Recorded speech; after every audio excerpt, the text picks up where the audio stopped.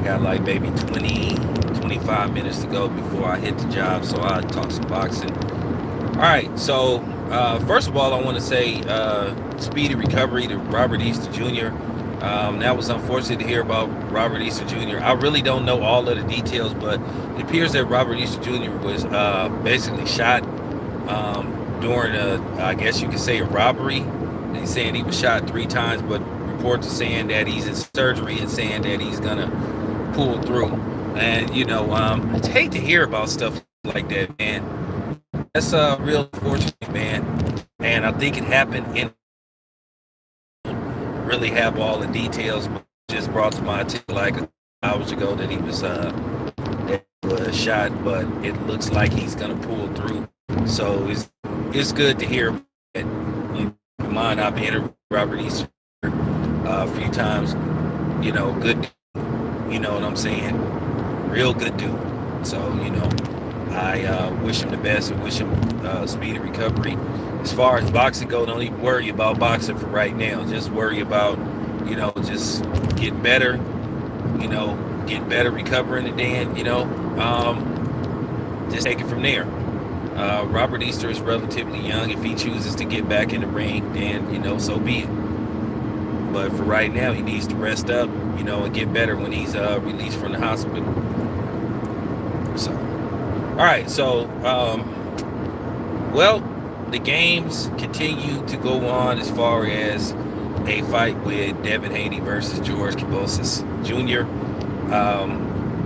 Still isn't official about Devin Haney being out, but you're hearing that the zone may not want Devin Haney to be their choice. But George Kambosos Jr. haven't decided which direction he wants to go. It's going on 3 months now, and I do think it's time for George Kambosos Jr. to decide what he wants to do. It's almost been 3 months since the fight, and we would like to know who he will be fighting next. But you're just hearing all these different things. You're hearing that Ryan Garcia is the front runner, then it goes back to Lomachenko, then still possibly a Hail Mary for Devin Haney. And it's also a rumor that the next time he fights, he'll be coming back to the States. He won't even be fighting in Australia. Because keep in mind, in Australia, they still got issues with restrictions and all that kind of stuff. So, it might not be feasible for him to fight in Australia at this time because it's a lot of work getting into Australia. Ask that tennis player, So he may be fighting in the States. Now, in other good news, which is good news for boxing, you have Valdez. Oscar Valdez appears to have signed his contract to face Shakur Stevenson on April the 30th in Las Vegas, Nevada. I'm hearing it's going to be the MGM Grand. Now, Vegas is going to be off the hook that weekend because they're having the NFL draft. I'm doing my research, and I may be there. I heard that it was going to be at Allegiant Stadium, but that's not accurate. They're saying it's going to be at the Bellagio. It's going to be in the Bellagio. They're going to cut off part of the strip just to accommodate the NFL and the NFL draft. So Vegas is going to be very busy that weekend. And I think that's a good idea for Shakur Stevenson. I think that's a good idea because ESPN is going to broadcast. They're going to televise the NFL draft. So that's a good look for that's a good look for Shakur Stevenson. That's good advertisement for, Shakur Stevenson to build up this fight. And then keep in mind, they want to do if you watching the NFL draft, why don't you go check out the fight? So I think that's a good look, and I think that's smart. And more than likely, some of those NFL players will probably be accommodated. I'm pretty sure they'll get some seats to go watch the fight. I'm pretty sure ESPN will take care of them and make sure they get tickets to the fight. So that's a good look, and that's probably why they're gonna have the event at the MGM Grand. So, like I said, I heard this fight is gonna be on pay-per-view. This is gonna be Shakur Stevenson's pay-per-view debut, and see pay-per-view fighter. I think you can. I think he has the style. I think he has the charisma to be a pay-per-view fighter. So yeah. But like I said before, that's going to be a real good look for Shakur Stevenson, fighting in Vegas the weekend of the draft. So, when you have a lot of people in Vegas, for the most part, a lot of people may want to go check out the show. And the draft is going to go on, I think, from Thursday to Saturday, or maybe Friday to Sunday, but it won't collide with the actual fight, because a lot of times they do those drafts anywhere from they start them off from 3 or 4, so you may have enough time, after everything's over, to get up out of there, run down the street and get to the arena. So you should have enough time. So yeah, more than likely Town Business will be there. Now, I want to get to something that Eddie Hearn said. Now, Eddie Hearn, he did an interview with Fight Hype, basically building up the Serrano's Kaylee Taylor fight that's going to take place on the same night as Shakur Stevenson and Oscar Valdez at Madison Square Garden. So you're going to have two female boxers headlining the main event at Madison Square Garden. So while you have something going on in New York, you're going to have something going on in Las Vegas. Now, I'm going to try to cover both fights. If I get credentialed, I'm going to try to send somebody down there to cover the Kaylee Taylor. I have somebody in mind. So we'll see what's up. But Eddie Hearn basically says something about Crawford. You got to read and listen very closely into what Eddie Hearn is saying about what was going on with Crawford. Even though Crawford's a promotional free agent, he basically was saying, well, there's nothing else for him really out there. He basically was saying that he has to probably sign with the PBC to get big fights. But the problem is he guaranteed the fight that we all want to see? Absolutely. Tank versus Keith Thurman? Absolutely not. I'm gonna tell you right now. First of all, let me get to that right quick. First of all, I doubt very seriously that there's gonna be a Tank versus Keith Thurman fight. Keith Thurman is gonna fight the winner out of. He's gonna fight the winner out of Errol Spence and Ugas. That's why he had an eliminator bout. Why would he go from eliminator bout where he won the eliminator, which means he's guaranteed at least to be in the near future a mandatory for the WBC and fight Tank at 147, and Tank don't have no belt at 147. So theologically that makes no kind of sense, and that would be really foolish of Keith Thurman to take a fight like that. So it's good hearsay, but I'm not buying into that. That's just something to throw out there to distract people from what's really going on. Which, if Keith Thurman gets the winner out of Ugas and Errol Spence, it'll prove once again that the screws got put to Terrence Crawford, and once again that they are further proving that they don't want to make this fight. The WBC, if they wanted to, they can make Terrence Crawford the #1 contender. And if you ask me, Terrence Crawford should have been the #1 contender for the WBC. But you got people hanging by the, you know what I'm saying, hanging on the sack of the PBC, and they don't want to tell the truth that the screws is getting put to Terrence Crawford. Like, I'm just keeping it 100. And people just mad because I ain't no PBC, you know what I'm saying, sack hanger. They want me to be, but I'm not. And, you know, it is what it is. I don't give a damn about people being mad at me. I'm gonna say what I want to say, and it ain't a damn thing nobody can do about it. If you mad because I ain't following the script that you want me to follow, that's your damn problem, not mine. I'm gonna say this again. I work for me.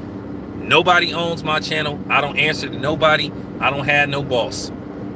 And I gives a damn about you having an attitude, you know what I'm saying? Because I won't say what you want me to say or be what you want me to be. So yeah. But Keith Thurman versus Tank Davis makes no kind of sense whatsoever. Who's asking for that? Once again, who's asking for that fight? Who's asking for Keith Thurman versus Tank Davis? Nobody. Nobody woke up in the morning saying, oh man, I want Keith Thurman versus Tank Davis. Like I said, that fight makes no sense whatsoever. So who asked for that fight? I know I didn't.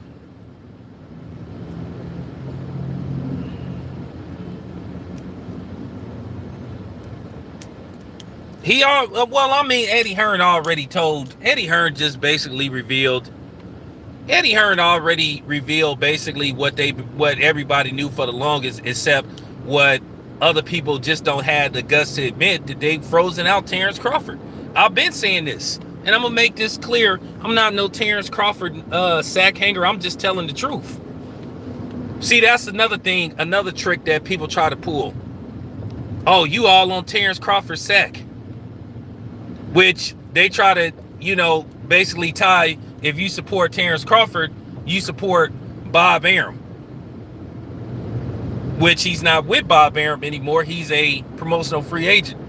But then at the end of the day, based off the fact that he still can't get a fight, that he still may not get PBC fighters, even though he's a promotional free agent, it just goes to show you that this was all capped from the first place. Because Terrence Crawford has already called they bluff. And you still don't hear nothing about them matching Terrence Crawford up with other PBC fighters. They had to go through the ringer to get the Sean Porter fight made. And then you already hearing that the PBC saying that they only got a certain amount of money that they want to give Terrence Crawford. So, why bother? If you constantly have people devaluing you, well, then what's the use? You have to understand, guys like Eddie Hearn, they're playing off of what they're seeing and hearing on YouTube. They're playing into that narrative too.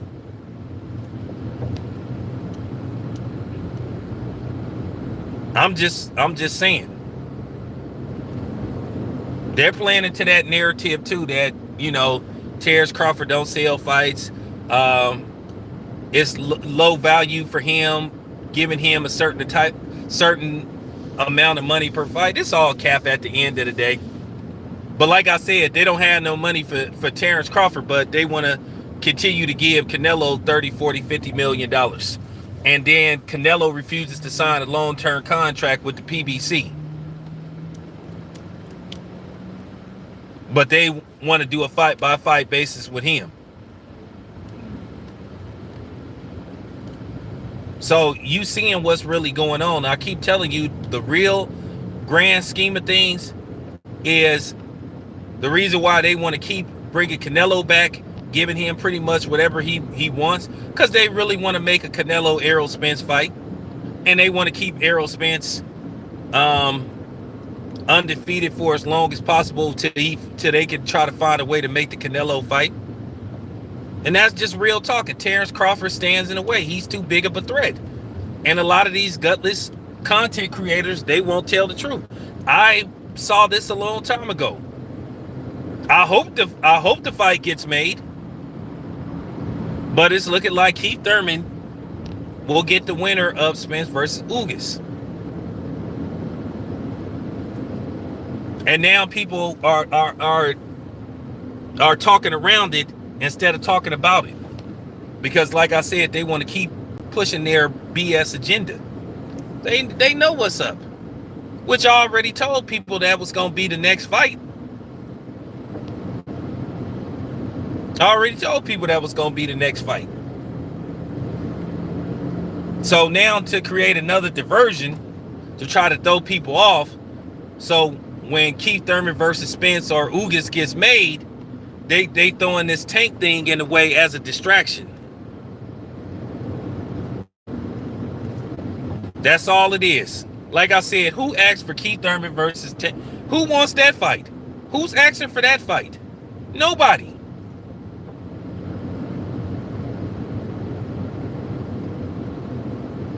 Nobody wants that fight. We all know the fight that everybody wants and is clamoring for.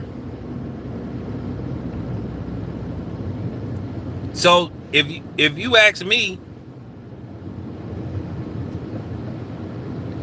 to be honest with you, Terrence Crawford is still in the same situation that he was in when he was at Top Rank.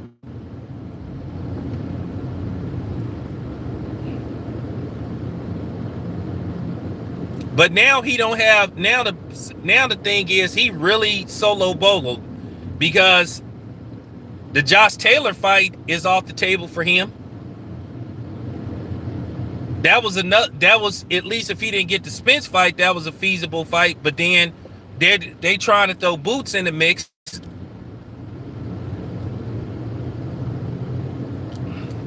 And at the end of the day, Boots is still green. And once again, that's not going to be a high profile fight. When you get to certain levels, you want to have high profile fights. And I don't think for one second Terrence Crawford is ducking him, because, and see, that's the thing. When you say Errol Spence should go fight him, then all of a sudden, well, he got other things to take care of, but then they want to continue to throw him towards Terrence Crawford.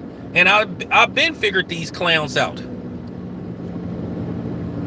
And at the end of the day, it's just all that's going on. All they doing is just doing, all the managers is doing is trying to throw another obstacle in the way, hoping, because at the end of the day, a lot of these dudes, and I've said it before and I'll say it again, a lot of these dudes don't really want Errol Spence and Bud to fight. Deep down inside, that's just the truth. Because a lot of these dudes know the truth. They saw it the day he fought Jeff Horn. That they know that there is a serious chance that Terrence Crawford could defeat Errol Spence, and they just don't want to see. Why would you sit up there and tell him, oh, you need to fight this guy, you need to keep proving yourself? And they already didn't expose themselves for being frauds. They've been doing that. They already exposed themselves for being frauds. Okay, you need to fight that guy, need to fight this dude, need to fight that dude. Then when he fights him, when he beats him, when he stops him, then it's another obstacle. They told him to go fight Kell. They told Bud to go fight Kell Brook. Bud fought him. He stopped him. Then a new narrative got invented. And that's what a lot of these content creators be doing. They be circumventing stuff. Y'all should just listen to them. They said he needed to fight Porter. Oh, Bud needs to prove himself again. Why do he have to constantly keep having to prove himself? And that's all that's been going on. Because these dudes ain't confident and ain't sure that Errol Spence can beat Terrence Crawford. No matter how much they want to try to pretend. They not sure. That's why they keep throwing another obstacle. That's why they keep pushing. That's why they keep trying to push this fight further away. Why are they not pushing for this fight? So when he fights Keith Thurman, if Errol Spence beats Keith Thurman, so if Errol Spence beats Ugas and he goes directly into a fight with Keith Thurman, they're going to create a new narrative. They're going to find a new narrative to create. And I've said this before. I don't give a damn about you dudes being mad at me. I'm going to say what I want to say. I'm going to say you can believe what you want to believe. That's fine. You can believe what you want to believe, but it seemed to me that people on that side don't believe that Spence can win that fight because they will be pushing for it.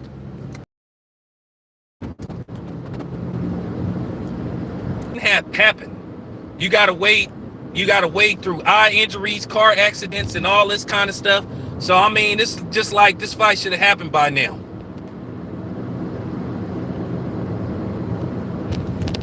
Like I said, we going into year 4, still ain't got the fight. But we gonna see. We gonna see. Now, if Spence versus Crawford is next after Ugas, hey, I'll be happy. I'll be pleased. I just want to see the fight. But it looks as Keith Thurman is going to get a title shot.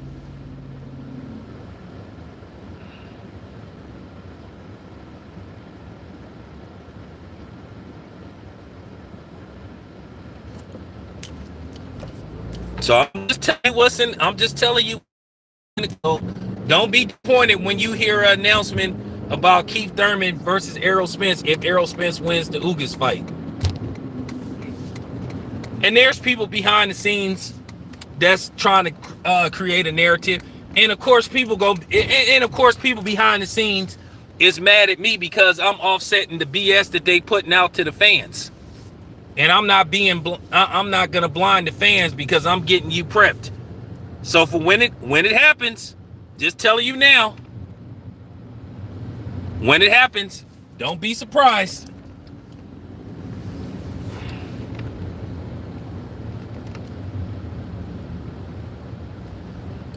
All I'm gonna say is, I'm gonna just be honest. I don't give a damn who wins. If Errol Spence wins the fight, fine. If Terrence Crawford wins the fight, fine. I just want the damn fight to be made. Keep in mind, Terrence Crawford is 34. Okay?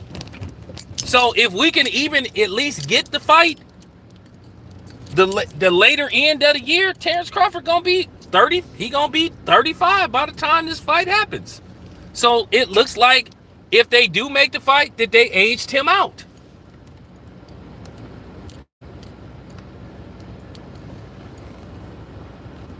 But anyway, you guys got to get to work. Appreciate the love. I'm out.